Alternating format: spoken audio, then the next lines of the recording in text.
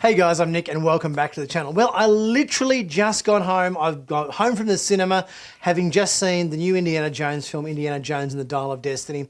So I thought I'd give a very quick roundup of my thoughts and impressions, having just literally got home from the cinema, having seen this new Indiana Jones film. Overall, it was good. It wasn't great. There were some aspects of it that were really good. I thoroughly enjoyed the opening, the whole opening sequence, which took place in 1944. That felt really Indiana Jones to me. It was, you know, some good action and some good adventure there. That really kind of thought, oh, we're on a good path here. I thought this is starting off really well. I thought it was captured the tone perfectly. There was plenty of really good action there with Harrison Ford. But then we got into the middle of the film, and the middle of the film was a bit meandery. It kind of, they were chasing after the dial, and they had to get the dial, and they had to put bits of the dial back together again, and it was a part of the film that sort of slowed down for a while, where we had them searching for stuff, but apart from, there was one tuk-tuk chase that occurred in Morocco, but apart from that, there weren't really any really big kind of set piece Indiana Jones style moments in there. Once we got to the sort of the last act of the film, and obviously spoiler alert for those of you who haven't seen it, Indiana Jones takes a bullet. He takes a bullet in the shoulder, and pretty much from the entire third act of the film, he's got a bullet wound and he ends up getting essentially dragged around by the bad guys in an immobile state. Any action that takes place,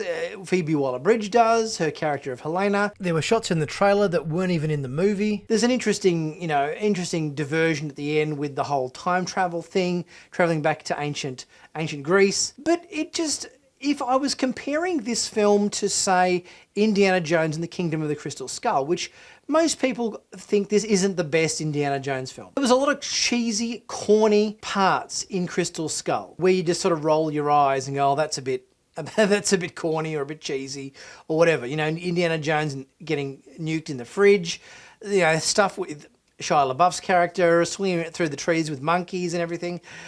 They're pretty cheesy, groany kind of moments in Crystal Skull. But that being said, all of the action sequences and stuff in Crystal Skull, it felt Indiana Jonesy. It felt like I was watching an Indiana Jones movie, even though there was a lot of cheesy aspects to Crystal Skull. Whereas with Dial of Destiny, there wasn't the same level of kind of cheesy moments, so they didn't have those corny, cheesy moments like Crystal Skull had. But then again, you didn't really see Indiana Jones being Indiana Jones particularly often. I kind of found like, there's an image of Indiana Jones in the poster of the film, holding his whip. Now, really, apart from that one shot we saw in the trailer of him using his whip against a group of kind of Moroccan mercenaries in the bar, kind of thing, which you see in the trailer, that's kind of really almost the only time you see him using his whip in the entire film. Indiana Jones doesn't even fire a gun until the last act of the film, and he fires his gun 2 or 3 times, and then he takes a bullet, and for the rest of the film he's pretty much incapacitated without actually performing any vital function in the narrative of the remaining plot of the film. I didn't feel like I was watching an Indiana Jones film where he was being Indiana Jones. The plot was solid. I mean, it was a solid story, but I felt like when I was watching Crystal Skull, despite those cheesy aspects of it, I was seeing Indiana Jones being Indiana Jones far more often than what I saw him being Indiana Jones in Dial of Destiny. There was no real life-threatening booby traps or puzzles that needed to be solved to get to their treasure. They just stood in a puddle and let the water run out. There were characters such as Antonio Banderas or the Black CIA agent that were completely superfluous and served no function in the film whatsoever. So I kind of left the cinema feeling like it was good, but it wasn't great. It wasn't any great in any sense of the word. I kind of felt like I was watching, the shadow of his former self in terms of the character of Indiana Jones. We went along with the ride. There was obviously a lot of, him trying to get the dial off Helena, and Helena trying to get the dial off the Nazi guys, and everyone's trying to get it, but it sort of meandered along quite a bit in the middle of the film. Even a really good score from John Williams really wasn't enough to make this truly feel like a worthy Indiana Jones movie.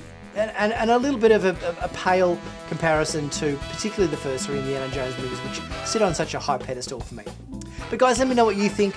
Leave your thoughts in the comment section. Please, let me know what your impressions were on the film as well.